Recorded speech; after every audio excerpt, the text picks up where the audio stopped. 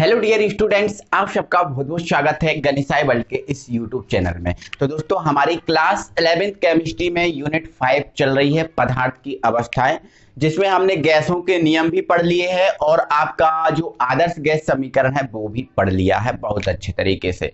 तो आज की वीडियो दोस्तों, आपको जो आपने गैस नियम पढ़े हैं, बॉयल नियम, चार्ल्स नियम, एवोगैड्रो नियम, ठीक है, इसके बाद आपने आदर्श गैस समीकरण पढ़ा है, उससे संबंधित हम न्यूमेरिकल करने वाले हैं। ठीक है, आज की वीडियो में ये न्यूमेरिकल आपके 11th केमिस्ट्री के लिए भी जरूरी रहेंगे, साथ में आपका कंपटीशन एग्जाम नीट हुआ, JEE हुआ, इनके लिए भी इंपॉर्टेंट रहने वाले हैं। ठीक है, चलो समझो क्वेश्चंस को।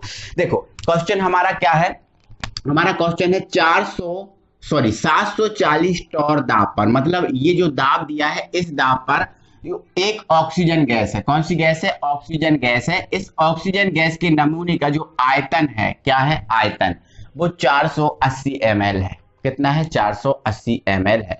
अब यदि ऑक्सीजन गैस का आयतन 440 ml कर दिया जाता है, ऑक्सीजन गैस का आयतन कितना कर दिया जाता है?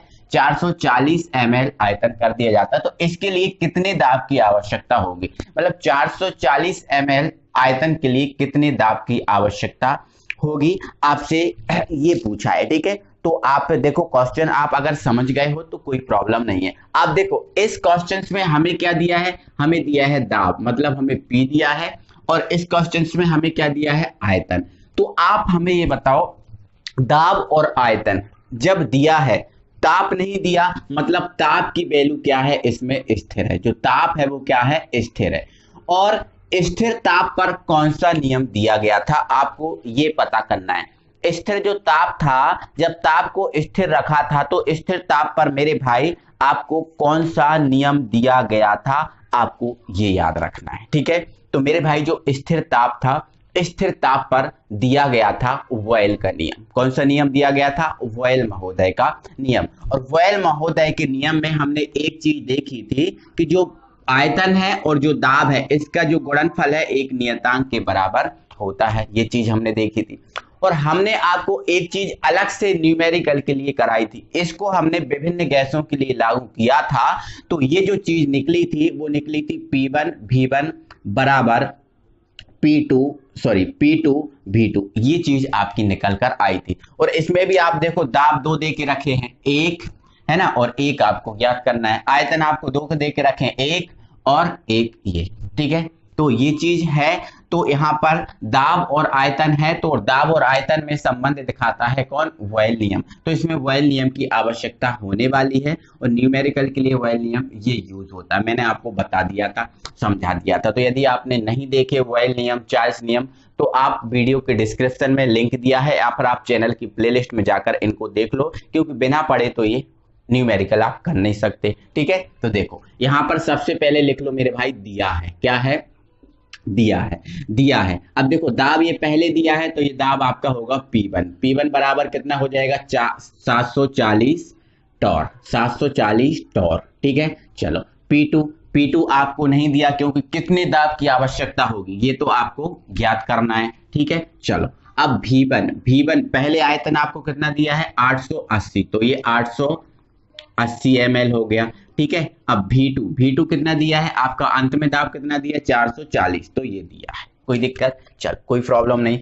अब हमारा वॉयल नियम, ठीक है, जो वॉयल नियम न्यूमेरिकल के लिए होता है वो क्या होता है? वॉयल नियम से मैंने आपको पढ़ाया है मेरे भाई, समझाया। ठीक है, तो क्या होता है आपका? P1 V1 बराबर P2 V2, ये होता है आपका वॉयल नियम। ठीक है, सबकी वैल्यू रखो। P1 की वैल्यू कितनी है? 740। ठीक है, चलो V1 की वैल्यू कितनी है? 880 बराबर P2 आपको ज्ञात करना है, मत रखो। अब आपको यहाँ पर V2 कितना दिया है? 440। कोई दिक्कत? 440। अब इधर देखो मेरे भाई, ठीक है, अब आपको P2 निकालना है, तो इसको कहाँ भेज दो? बटे में। इसको बटे में भेज देंगे तो ये 440 880 और अपॉन आ जाएगा 440। ठीक है, बराबर आपका क्या बचेगा? P2, क्योंकि आपको P2 जो है ना वो निकालना है, तो P2 बचेगा। तो 440 दूनी 880, है ना, और 740 का 2 में मल्टीप्लाई कर दो, 740 का किस में मल्टीप्लाई कर दो, 2 में। तो ये आपका जो P2 आएगा वो आएगा आपका 1480। क्या आएगा, 1480। ठीक है, और आपका वैसे भी बॉयल नियम बताता है कि जब आपका आयतन, देखो आयतन और पी में संबंध होता है बॉयल नियम, और आयतन और पी में क्या संबंध होता है, व्युत्क्रमानुपाती का। किसका, व्युत्क्रमानुपाती का। मतलब जब ये चीज बढ़ती है तो ये चीज घटती है, और ये चीज घटती है तो ये चीज बढ़ती है। तो देखो 740 पर आयतन कितना था, इतना। अब आयतन देखो घटा, आयतन घटा, आयतन कितना आ गया, 440। जब आयतन घटेगा तो दाब अपने आप बढ़ जाएगा। अब आयतन घट गया तो दाब देखो बढ़ गया, दाब देखो ज्यादा मिला, आपको मिला ना, आयतन घटा तो दाब बढ़ा। तो ये चीज आपको बॉयल नियम ही सिखाती है। तो इस टाइप से मेरे भाई आपको बॉयल नियम के अकॉर्डिंग अगर न्यूमेरिकल आते हैं तो इन न्यूमेरिकल को आप अच्छे से समझो, करो, कोई प्रॉब्लम नहीं है। ठीक है, तो इसी टाइप का मेरे भाई एक आपका दूसरा न्यूमेरिकल है जो आपको करना है। ठीक है, और वो न्यूमेरिकल है, एक गुब्बारे में हाइड्रोजन गैस कमरे के ताप पर भरी जाती है। एक गुब्बारा है ना, अब गुब्बारा किसी का भी लेना है। ठीक है, उस गुब्बारे में जो हाइड्रोजन गैस है वो कमरे के ताप पर भरी जाती है। कौन सी ताप पर भरी जाती है, कमरे का ताप। ठीक है, और कमरे का ताप कितना होता है, 25 डिग्री सेल्सियस। ठीक है, ओके। दाब का मान 0.2 बार से अधिक होने पर, जब दाब जो है वो 0.2 बार से जब अधिक होगा तो गुब्बारा फट जाता है। यदि एक बार दाब पर गैस 2.27 लीटर आयतन घेरती है। कितने बार दाब पर, एक बार दाब पर। ठीक है, तो बताइए कि किस आयतन तक गुब्बारे में को फुलाया जा सकता है, मतलब किस आयतन तक गुब्बारे को फुलाया जा सकता है। अब यहां पर देखो, यहां पर एक दाब दिया है आपको 0.2 और एक दाब आपको दिया है कितना, एक दाब आपको दिया है एक बार। बार भी दाब का मात्रक है, बार भी दाब का मात्रक है, और यहां भी देखो बार।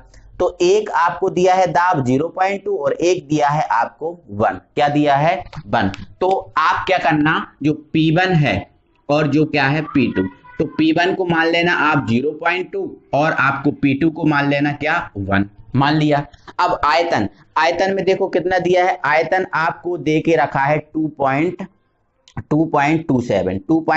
2.27 आपको आयतन दे के रखा है, और आपको जो दूसरा आयतन है वो आपको निकालना है। तो आप क्या करना है, इसमें जो V1 है उस V1 को क्या करना, 2.27, और V2 जो है उसको आप निकालना। ठीक है, ये वैल्यू आप लिख लोगे, और बॉयल नियम डायरेक्ट आप ये लगा दोगे, इसमें आप वैल्यू पुट करोगे और V2 की वैल्यू आप निकाल लोगे। सिंपल है मेरे भाई। क्वेश्चन आपको बड़ा दिख रहा होगा लेकिन है क्वेश्चन बहुत इजी, तो इस क्वेश्चन को आप करोगे। ओके, अब ये हमारे बॉयल जो नियम है इससे संबंधित हमने कितने न्यूमेरिकल कर लिए, 2 न्यूमेरिकल कर लिए। अब मेरे भाई इस टाइप के जो न्यूमेरिकल हैं उनको आगे मैं बढ़ाता हूं। ठीक है दोस्तों, हमारा अगला न्यूमेरिकल है, बहुत मस्त न्यूमेरिकल है मेरे भाई। ठीक है, देखो ये बोला है एक वयस्क मनुष्य एक बार दाब पर एक श्वास में 0.50 डेसीमीटर क्यूब, ये आपको आयतन दिया है, इतनी वायु लेता है। मेरे भाई ये जो एक बार है, इस एक बार दाब पर आयतन नहीं दिया। जो एक बार दाब है, इस एक बार दाब पर आयतन नहीं दिया। ये इसमें ये बताया गया है कि एक बार दाब पर जो मनुष्य है वो इतनी वायु लेता है। एक बार दाब पर, एक बार दाब का आयतन नहीं दिया, एक बार दाब पर इतनी वायु लेता है, ये दिया है यहाँ पर।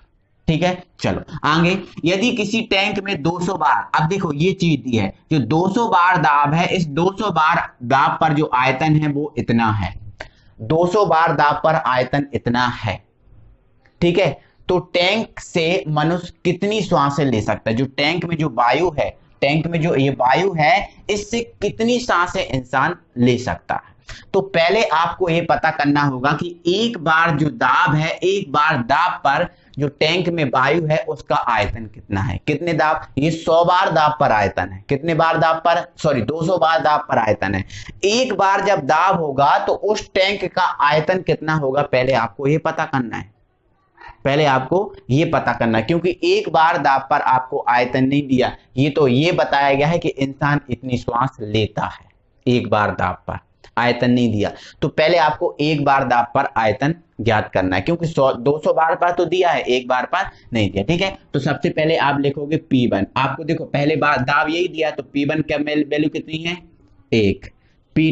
P2 अंतिम बार क्या है 200, तो ये आपको दिया है 200। ठीक है, चलो V1 देखो आपको यहाँ इस पर आयतन नहीं दिया, लेकिन इस पर आपको आयतन दिया कितना 100, तो ये लिख दो आप 100।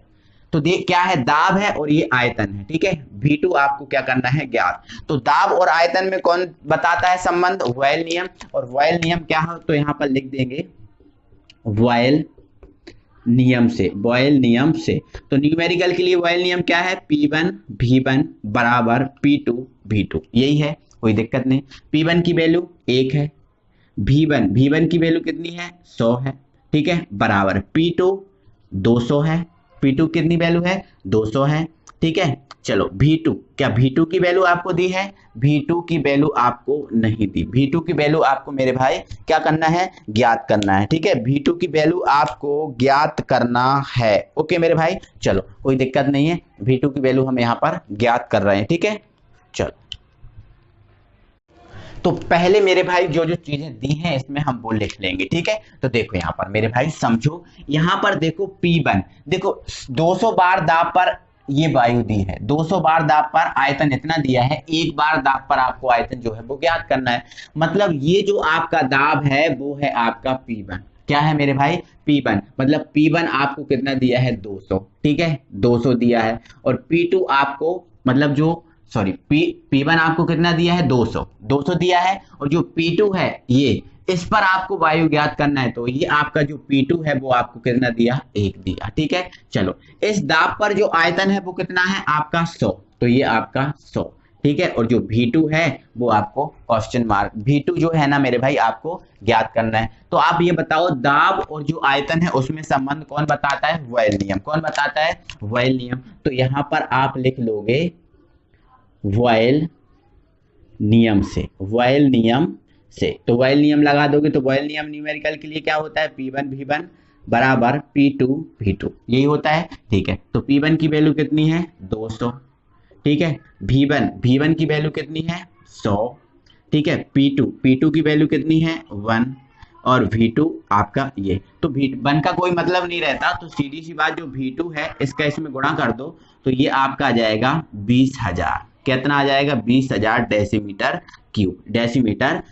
मतलब मेरे कहने का मतलब ये है मेरे भाई, जो आपका एक बार दाब है, इस एक बार दाब पर जो टैंक में जो वायु का आयतन है वो है 20,000 डेसीमीटर क्यूब। इस एक बार दाब पर टैंक में जो वायु का आयतन है वो इतना है, और 200 बार दाब पर इतना है, 200 बार दाब पर 100 डेसीमीटर क्यूब है। और एक बार दाब पर अगर यही आयतन निकाल दिया जाए तो ये आयतन निकलेगा।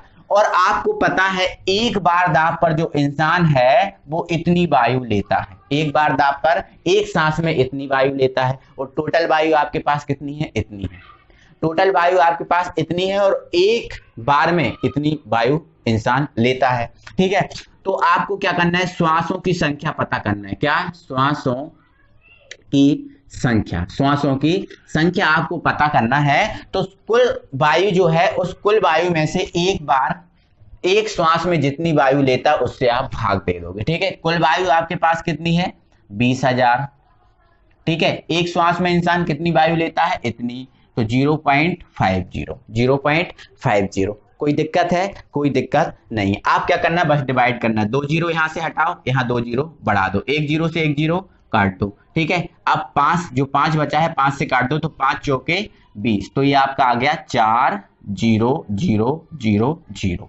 ठीक है, मतलब श्वासों की संख्या इतनी, इकाई, दहाई, सैकड़ा, हजार, 10,000। मतलब इतनी जो, अगर इसके पास 20,000 वायु है, कितनी वायु है 20,000 डेसीमीटर क्यूब आयतन की वायु है, तो जो वो इंसान है वो 40,000 श्वास ले सकता है।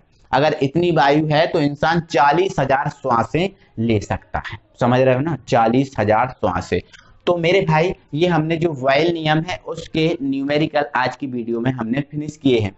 मेरे भाई आज की वीडियो में बस मैं इतना ही रहने दूंगा, क्यों, क्योंकि मुझे कुछ काम है। ठीक है, इसके अलावा जो आपकी कल की वीडियो होगी वो भी न्यूमेरिकल वाली वीडियो होगी, और उस वीडियो में आपका जो चार्ल्स है ना, एवोगैड्रो है, इनसे संबंधित और जो आदर्श गैस समीकरण है उससे संबंधित जो न्यूमेरिकल आते हैं उनको हम पूरा खत्म करेंगे, क्योंकि कल की वीडियो थोड़ा मैं बड़ा करूंगा, लंबी वीडियो होगी। ठीक है, तो आज के लिए बस इतना ही मेरे भाई, अगली वीडियो में फिर मिलेंगे, तब तक के लिए थैंक यू वेरी मच।